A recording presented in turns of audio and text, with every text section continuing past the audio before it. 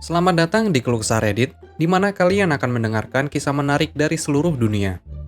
Kali ini adalah beberapa kisah tentang malicious compliance yang singkatnya memberi pelajaran kepada seseorang yang ngeyel alias kolot. Berikut kisahnya. Cerita pertama. Kamu tidak diperbolehkan bekerja dari rumah. Ini terjadi 2018, pra-pandemi. Aku bekerja di pembangkit listrik tenaga nuklir di Atlantik Tengah. Sekali atau dua kali setahun, kami akan mengalami badai salju yang hebat. Tetapi kami cukup jauh ke selatan, sehingga pemerintah setempat tidak akan mengeruk salju selain jalan utama. Pembangkit listrik memiliki kebijakan, selama cuaca buruk, tidak peduli berapa lama waktu yang kami butuhkan untuk pergi bekerja, jika kami berhasil masuk, kami dibayar untuk hari itu. Jika tidak, kami harus berlibur. Catatan, aku, seperti kebanyakan rekan kerja, tinggal di kota besar terdekat yang berjarak 1 jam perjalanan. Perjalanan ke pembangkit listrik adalah setengah jalan raya antar negara bagian, setengah jalan pedesaan yang berbukit-bukit. Aku bangun dan melihat kami memiliki sekitar 10 inch salju di malam hari, dan mengirim pesan kepada supervisor untuk menanyakan apakah aku dapat bekerja dari rumah. Aku membawa laptop, tidak ada pekerjaan yang harus aku lakukan di dalam pembangkit listrik, dan aku tetap akan meninjau dokumen.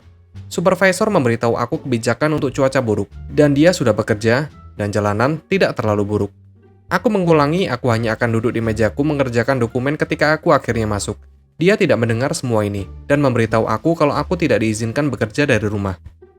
Aku perlu berkendara sejauh 50 lebih mil untuk bekerja atau berlibur. Aku bahkan tidak repot-repot menanggapi dan memutuskan untuk mengambil hari libur. Aku menuju ke toko lokal sekitar setengah mil, 0,8 kilo jauhnya, dan mengambil beberapa kereta luncur salju. Aku ingin mencatat jalannya buruk. Aku mengendarai mobil 4x4 dan mengalami kesulitan untuk pergi dari toko. Aku dan istri melakukan beberapa hal naik kereta di lingkungan sekitar, menikmati coklat panas, dan kegiatan hari salju klasik lainnya. Sekitar jam 11 siang, aku mendapat SMS dari atasanku. "Opi, apakah kamu bisa masuk kerja? Hampir tidak ada orang yang muncul karena salju. Ada beberapa dokumen yang perlu kita tinjau, dan kami sangat membutuhkanmu di sini jika kami membutuhkan seseorang untuk melakukan sesuatu di pembangkit listrik." Aku memberitahu dia, "Maaf, tetapi aku sedang berlibur hari ini, sesuai dengan kebijakan." Dia memberitahu aku dia mengirimi aku email dokumen untuk ditinjau, dan dia dapat menandatanganinya untuk aku jika aku menyetujuinya. Aku menjawab, aku akan memeriksanya jika aku bisa. Oleh atasanku mengatakan kepada aku kalau aku tidak diizinkan untuk bekerja dari rumah. Dia tidak pernah menanggapi itu, dan aku tidak pernah mendengar apapun tentang itu. Tetapi aku tidak harus bekerja hari itu. Itu bagus. Cerita kedua. Tidak ingin aku membuat apa-apa. Baiklah.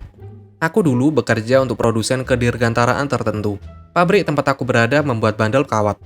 Mereka pada dasarnya adalah bagaimana komputer di pesawat berkomunikasi dengan bagian pesawat lainnya. Site kami telah mengalami keluaran yang lambat untuk waktu yang lama. Di buku, kami 1 tahun di belakang jadwal. Setiap orang dapat beralih dari bekerja 40 jam menjadi 80 shift selama 12 bulan, dan kami mungkin akan mengejar ketertinggalan. Manajemen terus-menerus diomeli oleh pelanggan. Kami terus-menerus diomeli oleh manajemen. Itu adalah tempat yang cukup mengerikan untuk bekerja. Karena kami tertinggal jauh di belakang, ide cemerlang manajemen adalah merekrut banyak orang baru. Lemparkan saja lebih banyak orang ke masalah itu. Bagus, hanya satu masalah. Di site kami memeriksa kualitas hasil kami sendiri. Ada beberapa langkah di mana jaminan kualitas dipanggil hanya untuk memeriksa ulang.